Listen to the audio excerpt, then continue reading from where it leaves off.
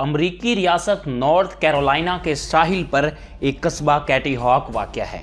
1900 میں اس قصبے کے ریتلے ساحل پر دو نوجوان دن رات ایک تجربے میں مگن تھے۔ وہ اس قصبے کے رہنے والے نہیں تھے بلکہ اس جگہ سے 1100 کلومیٹر دور امریکی ریاست اوہایو کے قصبے ڈیٹن سے آئے تھے، لیکن ہوا میں اڑنے کا جنون انہیں اس ساحلی علاقے تک کھینچ لایا، کیونکہ کیٹی ہاک کے ساحلوں پر تیز ہوا چلتی تھی اور یہاں کی نرم ریت بلندی سے گرنے والے کو زیادہ چوٹ نہیں پہنچاتی تھی۔ یہ دونوں نوجوان سگے بھائی ولبر رائٹ اور اورول رائٹ یہاں ہوائی جہاز اڑانے کی پریکٹس کر رہے تھے۔ وہ ساحل پر ہی ایک خیمہ لگا کر اس میں رہتے تھے۔ انہیں امید تھی کہ اس ریتلے ساحل پر انسان مشینی ہوائی جہاز میں اپنی پہلی پرواز ضرور کرے گا۔ رائٹ برادران بچپن ہی سے جہاز بنانے کے شوقین تھے۔ وجہ یہ تھی کہ انہوں نے بچپن میں جہاز جیسا ایک کھلونا اڑتے دیکھا تھا۔ جب کھلونے میں لگے ربڑ بینڈ کو بل دے کر چھوڑا جاتا تو یہ اڑنے لگتا۔ بس اس کھلونے کو دیکھ کر دونوں بھائیوں کے دماغ میں یہ سوار ہو گیا کہ اگر یہ کھلونا اڑ سکتا ہے تو ایک ایسی مشین بھی اڑ سکتی ہے جس میں انسان سوار ہوں۔ دونوں بھائی جوان ہوئے تو ڈیٹن قصبے میں سائیکلیں بنانے کی دکان کھول لی۔ دونوں بھائی بڑی محنت سے سائیکلیں بناتے اور ان کی بنائی ہوئی سائیکلیں قصبے میں ہاتھوں ہاتھ بک جاتی تھی، مگر جہاز بنانے کی خواہش انہیں ہمیشہ بے چین رکھتی تھی۔ پھر انہوں نے کئی سال کے مطالعے اور تجربات کے بعد بغیر انجن کا ایک جہاز جو کہ اصل میں گلائیڈر تھا وہ بنایا اور بچپن کے خواب کو پورا کرنے کے لیے کیٹی ہاک پہنچ گئے۔ وہ خالی گلائیڈر کو رسی سے باندھ کر پتنگ کی طرح ہوا میں اڑانے کی کوشش کرتے تھے۔ قصبے کے لوگ بھی وقت گزارنے کے لیے ان بھائیوں کے تجربات دیکھنے آ جاتے۔ کیٹی ہاک کے ساحل پر لائف سیور سٹیشنز کا عملہ بھی رائٹ برادران کی مدد کے لیے پہنچ جاتا تھا۔ ان تجربات میں خطرہ بھی بہت تھا۔ بعض اوقات تو تیز ہوا سے گلائیڈر دور جا گرتا۔ ایک بار تو گلائیڈر بری طرح ٹوٹ گیا، مگر دونوں بھائیوں نے اس کی مرمت کر کے اسے پھر سے اڑنے کے قابل بنا لیا۔ دونوں بھائی کئی ہفتوں تک تجربات کے بعد اپنے شہر لوٹ گئے۔ پھر اگلے سال 1901 میں جب وہ واپس آئے تو ان کے پاس گلائیڈر کا بہترین ڈیزائن تھا۔ یہ ڈیزائن انہوں نے پچھلے سال کے تجربات سے سیکھ کر بنایا تھا۔ اس بار انہوں نے اپنا کیمپ بھی ایک نئی اور بہتر جگہ منتقل کر لیا جہاں ہوا ان کے تجربات کے لیے موزوں تھی، لیکن اس بار بھی ان کے تجربات بہت زیادہ کامیاب نہیں رہے۔ یہ گلائیڈر اڑتا تو تھا مگر وہ ابھی تک اسے اپنی مرضی سے کنٹرول نہیں کر پا رہے تھے۔ گلائیڈر کی مسلسل ناکامیوں سے تنگ آ کر رائٹ برادران کچھ زیادہ ہی مایوس ہوئے اور اپنا شیڈول سے پہلے ہی واپس چلے گئے۔ اگر کیٹی ہاک قصبے کے لوگ یہ سمجھ رہے تھے کہ دونوں بھائی اب واپس نہیں آئیں گے تو وہ غلطی پر تھے۔ دونوں بھائی اگلے برس 1902 میں واپس کیٹی ہاک لوٹے اور اس بار اپنے بہترین ڈیزائن کے ساتھ آئے۔ اب کی بار ان کا گلائیڈر اتنا زبردست تھا کہ وہ ہوا میں ادھر ادھر ڈولنے کے بجائے سیدھا اڑنے لگا تھا۔ اب رائٹ برادران گلائیڈر کو ہوا میں بیلنس بھی رکھ سکتے تھے اور اپنی مرضی سے موڑ بھی سکتے تھے۔ دونوں بھائیوں کا کیٹی ہاک کا یہ ٹور کامیاب رہا تھا۔ اس بار جب وہ لوٹے تو مایوس نہیں تھے۔ انہوں نے طے کر لیا تھا کہ اگلی بار وہ انجن والا جہاز اڑا کر تاریخ ضرور رقم کریں گے۔ دسمبر 1903 میں رائٹ برادران چوتھی بار کیٹی ہاک آئے تو ان کے پاس رائٹ فلائر تھا، دنیا کا پہلا ہوائی جہاز۔ جہاز کو اڑانے کے لیے اس میں موٹر نصب کی گئی تھی۔ 14 دسمبر کو رائٹ برادرز نے اڑان بھرنے کا فیصلہ کیا، مگر مسئلہ یہ تھا کہ اس پہلی انسانی فلائٹ کا کریڈٹ کون لے گا، بڑا بھائی ولبر رائٹ یا پھر چھوٹا بھائی اورول رائٹ۔ اس پرابلم کو ختم کرنے کے لیے انہوں نے ہوا میں سکہ اچھالا اور بڑا بھائی ولبر رائٹ ٹاس جیت گیا۔ پاس پڑوس کے لوگ بھی یہ تجربہ دیکھنے کے لیے جمع ہو گئے۔ جہاز اڑانے کے لیے رن وے کے طور پر ریلوے لائن جیسا ٹریک بھی بنایا گیا تھا۔ ولبر رائٹ نے بھی اس ٹریک سے اڑان بھری، مگر ولبر نے ایک غلطی کر دی۔ وہ یہ کہ اس نے ٹیک آف کرتے وقت جہاز کی نوز یعنی اگلے حصے کو کچھ زیادہ ہی اوپر اٹھا دیا تھا۔ چنانچہ چند ہی لمحوں میں جہاز کا توازن بگڑ گیا، اس کی موٹر بند ہو گئی، جہاز نیچے گرا اور اس کے کچھ پرزے ٹوٹ گئے۔ ٹوٹے ہوئے جہاز کی مرمت کرنے میں 2-3 روز اور لگ گئے۔ پھر 17 دسمبر کا دن آیا۔ 17 دسمبر کو دونوں بھائی پھر جہاز اڑانے کے لیے تیار تھے۔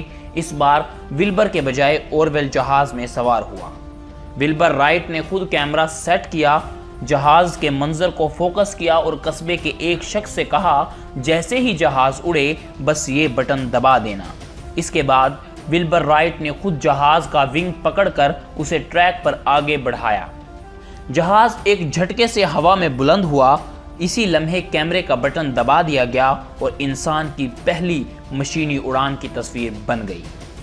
اورول نے 17 دسمبر 1903 کی صبح 10:35 پر اڑان بھری تھی۔ اس نے 12 سیکنڈ میں 120 فٹ کا فاصلہ طے کیا اور پھر لینڈ کر گیا۔ 4 سال کی ناکامیوں اور مسلسل محنت کے بعد ہوائی جہاز کی ایجاد کا سہرا رائٹ برادران کے سر سج چکا تھا۔ اس روز دونوں بھائیوں نے 3 مزید پروازیں کیں۔ آخری پرواز ولبر رائٹ نے کی تھی، وہ 59 سیکنڈ تک فضا میں اڑتا رہا اور جہاز کو 852 فٹ دور تک لے گیا۔ لیکن آخری پرواز کے بعد جب جہاز نے لینڈ کیا اور ولبر رائٹ جہاز سے اتر گیا تو کچھ دیر بعد ہوا کے ایک جھونکے سے رائٹ فلائر اڑ کر دور جا گرا۔ اس کی موٹر اور دوسرے حصوں کو شدید نقصان پہنچا۔ دونوں بھائی دیگر لوگوں کی مدد سے جہاز کو دھکیل کر اپنے کیمپ میں واپس لے آئے۔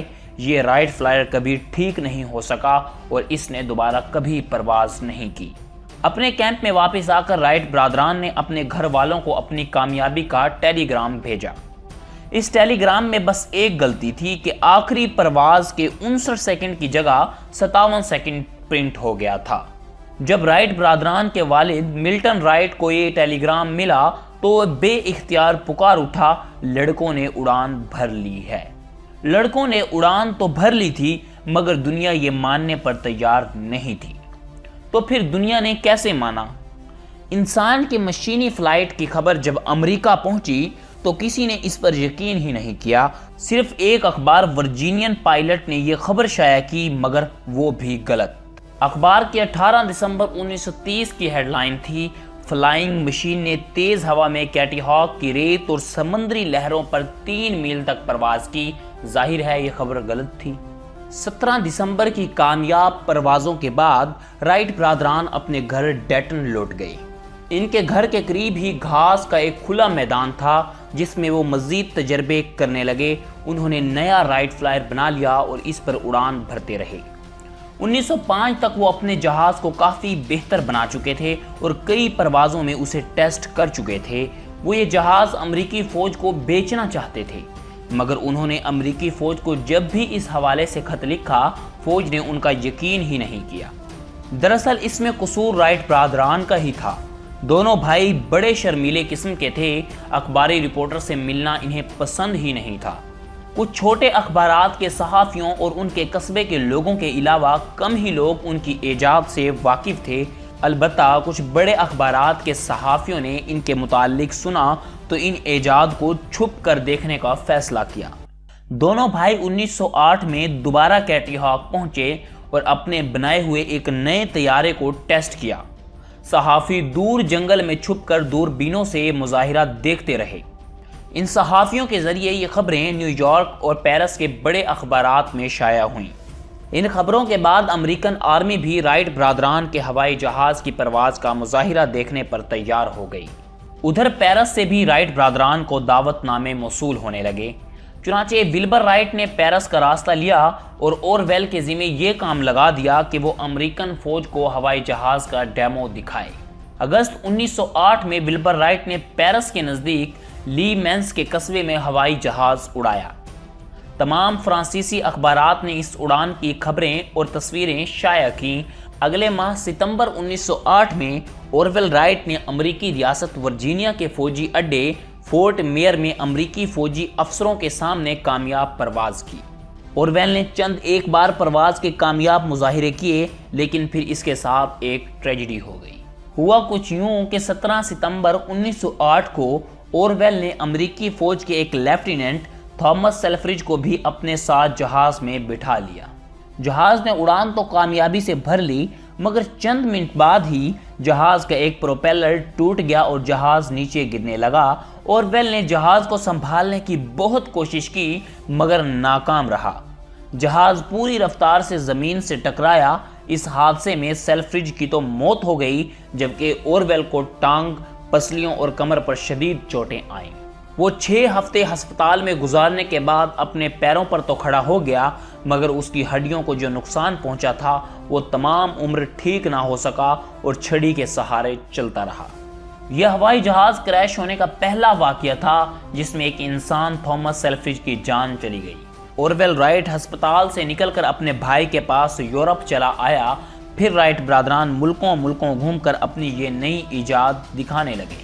انہوں نے برطانیہ کے شہنشاہ ایڈورڈ 7 کے سامنے بھی پرفارم کیا۔ اسپین کے بادشاہ الفانسو 8 کو فلائنگ کے گر سکھائے، جبکہ جرمنی کے ولی عہد فریڈرک ولیہیلم کو تو ہوائی جہاز پر سیر بھی کرائی۔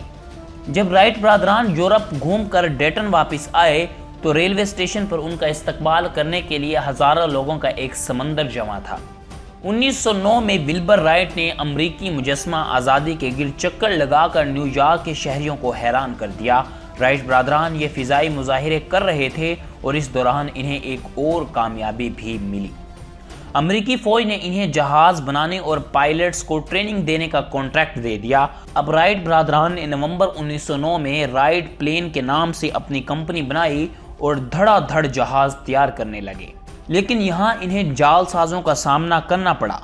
ہوا کچھ یوں کہ کئی جال سازوں نے رائٹ برادران کے جہاز کا ڈیزائن چوری کر کے اپنے ڈیزائن بنانا شروع کر دیے۔ اس کے جواب میں رائٹ برادران نے ان جال سازوں پر مقدمات کر دیے۔ ان مقدمات کے حوالے سے ولبر رائٹ کئی بار یورپ اور امریکہ کی عدالتوں میں پیش ہوا۔ 1912 میں امریکی شہر بوسٹن کے سفر کے دوران ولبر رائٹ کو ٹائیفائیڈ ہو گیا۔ ڈیٹن واپسی کے بعد 30 مئی 1912 کو وہ 45 برس کی عمر میں انتقال کر گیا۔ ولبر رائٹ کی موت نے اس کے چھوٹے بھائی اورویل کو بالکل تنہا کر دیا۔ جہازوں میں اس کی دلچسپی ختم ہو گئی اور اس نے رائٹ کمپنی کے اپنے شیئرز 10 لاکھ امریکی ڈالر میں فروخت کر کے باقی زندگی ڈیٹن میں ہی گزار دی۔ 1948 میں 76 برس کی عمر میں اورویل رائٹ کی بھی موت ہو گئی۔ اسے اپنے بھائی ولبر اور بہن کیتھرین رائٹ کے ساتھ دفن کیا گیا۔ ان کی قبروں کے سرحانے رائٹ برادران کی یادگار بنائی گئی ہے۔ وہاب وائس کے معزز دوستو، ہم نے یہ ویڈیو بہت ریسرچ کے بعد بنائی ہے۔ آپ ہماری محنت کا صلہ ہمارے YouTube چینل کو سبسکرائب کر کے دیجیے گا۔ شکریہ۔